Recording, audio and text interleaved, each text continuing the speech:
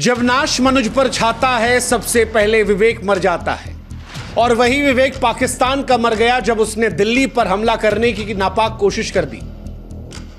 भारतीय फौज ने वो हमला तो नहीं होने दिया, लेकिन पाकिस्तान ने अपने आतंकी इतिहास में मानो अपने ताबूत में आखिरी कील को ठोक दिया, क्योंकि उसके बाद भारत का जो जवाब है वो पाकिस्तान को सदमे में ला चुका है।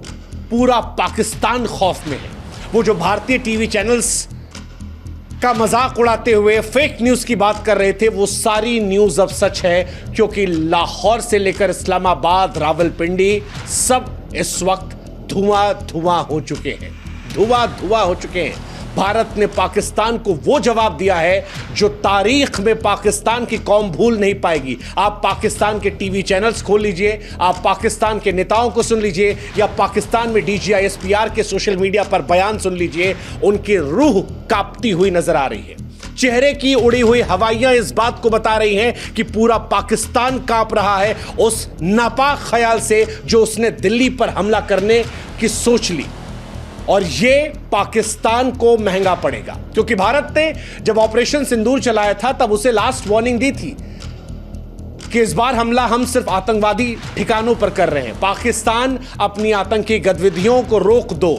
अगर भारत के खिलाफ साजिशों को नहीं रोकोगे तो अंजाम इतना भयावह होगा कि सदियों तक उस त्रासदी के जख्म से उभर नहीं पाओगे।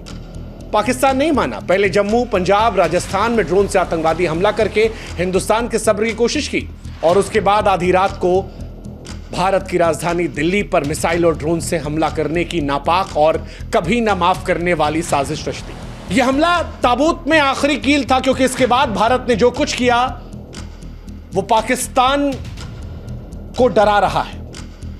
भारत के विश्व स्तरीय एयर डिफेंस सिस्टम ने हरियाणा के सिरसा में पाकिस्तान के अटैक को नाकाम कर दिया, लेकिन इसके थोड़ी देर बाद भारत ने जो जवाबी कार्रवाई की है वो पाकिस्तान की फौज के मनोबल को चूर चूर कर दी है। दुनिया को भारत की सैन्य ताकत, तकनीकी श्रेष्ठता दिखा दी है। इस्लामाबाद से लेकर लाहौर, लाहौर से लेकर रावलपिंडी और पंजाब में घुसकर भारत ने ऐसी सर्जिकल स्ट्राइक की है कि पाकिस्तान के DGISPR लेफ्टिनेंट जनरल अहमद शरीफ चौधरी रात को 4 बजे प्रेस कॉन्फ्रेंस करने आए।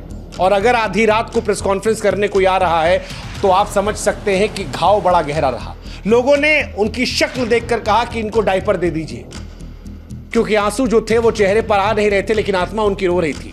उनका चेहरा घबराया हुआ था, आवाज जो थी वो कांपती हुई थी, चेहरे पर हवाइयां उड़ी हुई थी। बौखलाहट ये साफ बता रही थी कि दिल्ली पर नापाक हमले का ख्याल जो है उसका भारत ने कितना करारा जवाब दिया है, कैसा अप्रत्याशित जवाब दिया है, और ऐसा जवाब दिया है कि पूरा पाकिस्तान धुआं धुआं हो गया है। वो जो 10-12 घंटे पहले सोशल मीडिया पर अपनी पीठ ठोक रहे थे, अब कांपती जबान से, डर से सिकुड़े चेहरे और मनोबल के साथ हार का मातम मना रहे थे। पाकिस्तान में रावलपिंडी में जनता जो है वो सड़कों पर उतर आई थी।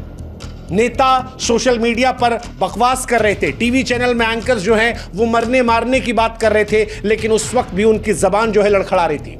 पाकिस्तान ने कोशिश की उसके बाद भारत पर अटैक करने की, लेकिन भारत का एयर डिफेंस सिस्टम पाकिस्तान को शर्मिंदा कर रहा है, और पाकिस्तान ने चाइना से जो सामान खरीदा था वो भी उनको शर्मिंदा कर रहा है।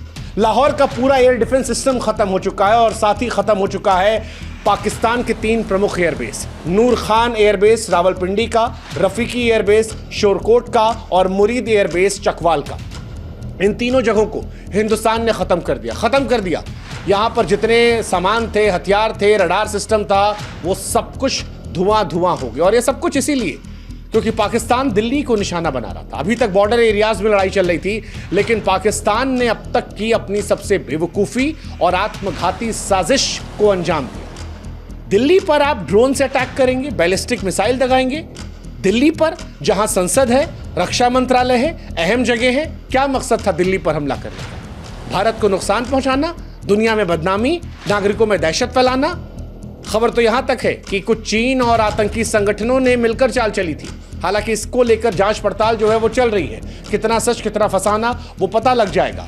लेकिन पाकिस्तान ने दिल्ली को निशाना बनाकर भारत की संप्रभुता को जब ललकारने की कोशिश की, लाखों जिंदगियों को खतरे में डालने की कोशिश की, तो यह भारत की उस लाल रेखा को पार करने जैसा था जो भारत नहीं सहने वाला था।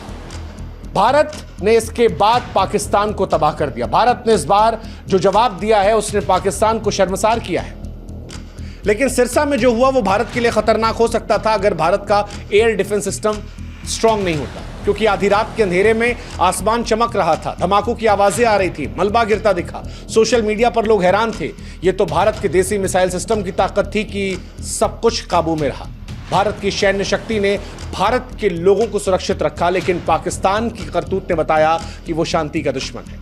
शांति का दुश्मन है। जम्मू में हमला करना, पंजाब में हमला करना, राजस्थान में ड्रोन हमला करना और अब दिल्ली में साजिश करने से पाकिस्तान ने उस फुल फ्लेजेड वॉर को खोल दिया है जो अब तक भारत संकोच कर रहा था। हालांकि भारत ने इस बार भी पाकिस्तान के सैन्य ठिकानों को ही निशाना बनाया है।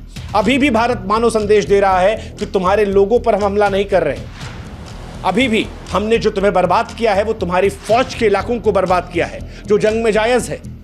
लेकिन पाकिस्तान ने जो दिल्ली में हमला करने की कोशिश की थी वो नाजायज थी, पाकिस्तान की तरह। और उसी की वजह से भारत का जवाब ऐसा था कि जब सोशल मीडिया पर वीडियोस आए तो सारे एयरबेस धुआं धुआं थे, आग की लपटें आसमान छू रही थीं। स्थानीय लोग डरे सहमे थे। पेशावर में 5 धमाकों की खबर आई, एक सैन्य गोदाम तबाह हो गया। सियालकोट में पाकिस्तानी सेना के वरिष्ठ अधिकारी जनरल नासिर खान मारे गए।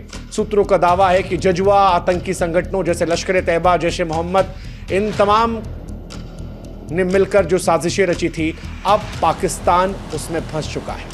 भारत के स्वदेशी ड्रोन जो है वो उसे तबाह कर रहे हैं और पाकिस्तान पर ऐसा कहर बरप रहा है कि पाकिस्तान परेशान है। पाकिस्तान इसलिए भी परेशान है क्योंकि पाकिस्तान के रडार सिस्टम भारत की ड्रोन को पकड़ नहीं पा रहे, वो पूरी तरह से नाकाम है। पाकिस्तान का एयर डिफेंस सिस्टम पूरी तरह लाचार है। कईयों का तो मानना है कि भारत ने साइबर वॉर के जरिए पाकिस्तान के रडार और कमांड सेंटर को जाम कर दिया था, जिसकी वजह से उसकी रक्षा प्रणाली कागज की शेर बनकर रह गई और जब हमारे ड्रोन यहां से गए तो वो बेखबर थे। इसी वजह से उनको इतना भारी नुकसान जो है वो देखने को मिला। इस ऑपरेशन का आर्थिक प्रभाव पाकिस्तान को परेशान करेगा, क्योंकि पाकिस्तान ने 24 घंटे पहले IMF से वो जो $1 बिलियन की भीख ली थी, अब ऐसा लग रहा है कि भारत ने उससे कहीं ज्यादा इनको नुकसान पहुंचा दिया। जो नुकसान भारत ने इनको दिया है वो शायद $2-3 बिलियन से होगा। तो पाकिस्तान जो भिखमंगों की तरह मांगने गया था, जितना मांगा उससे ज्यादा फिलहाल नुकसान में है। लेकिन भारत का पाकिस्तान पर हमला, एयरबेस पर हमला, यह स्पष्ट करना था कि भारत के नागरिकों की तरफ अगर पाकिस्तान देखेगा तो फिर पाकिस्तान की नापाक सोच को मिट्टी में मिला दिया जाएगा। भारत अपनी संप्रभुता को लेकर बहुत स्पष्ट है। भारत दुनिया को बता रहा है कि न सिर्फ अपनी रक्षा करने में सक्षम है, बल्कि अगर दुश्मन हिमाकत करेगा, अगर दायरा पार करेगा, वो लाल रेखा से आगे बढ़ेगा, तो फिर हिंदुस्तान जो है वो उसे घर में घुसकर मारेगा। और पाकिस्तान डरी हुई है। पाकिस्तान के डर को आप ऐसे भी समझ लीजिए कि DGISPR जो है वो रात को 4 बजे जब आए तो बकवास करने लगे। वो भारत में लोगों को आपस में लड़ाने की कोशिश करने में आ गए। वो सिख समुदाय को लेकर झूठ बोलने लगे कि भारत ने पंजाब में सिखों को निशाना बनाने के लिए बैलिस्टिक मिसाइल दागी।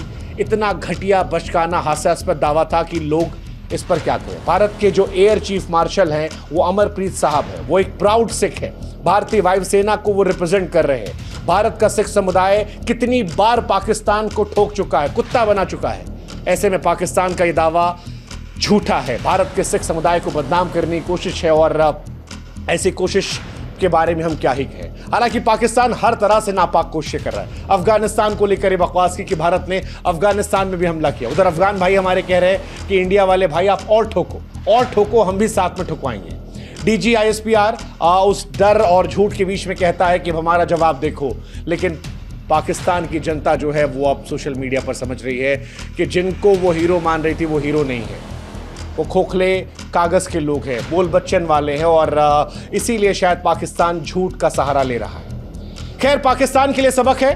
पाकिस्तान की ये भूल कि दिल्ली पर हमला करना उसे भारी पड़ी और भारी पड़ेगी। भारत ने न सिर्फ नाकाम किया है बल्कि सैन्य ठिकानों को तबाह करके बताया है कि ऑपरेशन सिंदूर 2.0 खत्म नहीं हुआ है। ये सिंदूर 2.0 अभी जारी है और अगर पाकिस्तान अभी भी नहीं माना तो पाकिस्तान इतिहास का हिस्सा बनने से बहुत दूर नहीं है। पाकिस्तान का इतिहास हालांकि कहता है कि पाकिस्तान सुधरने वालों में से नहीं है, लेकिन भारत भी इस बात को लेकर स्पष्ट है कि ये पुराना भारत नहीं है। हम इस बार थप्पड़ मारोगे तो ईंटा लेके मारेंगे। अगर हमारे पे हमला करने की सोचोगे तो घर में घुस के तुमको तबाह कर देंगे और अगर इससे आगे बढ़ोगे तो तुमको इतिहास का हिस्सा बना देंगे। पाकिस्तान को तय करना है कि उसे रहना है या इतिहास के पन्नों में, कागजों में सिमट कर रह जाना है।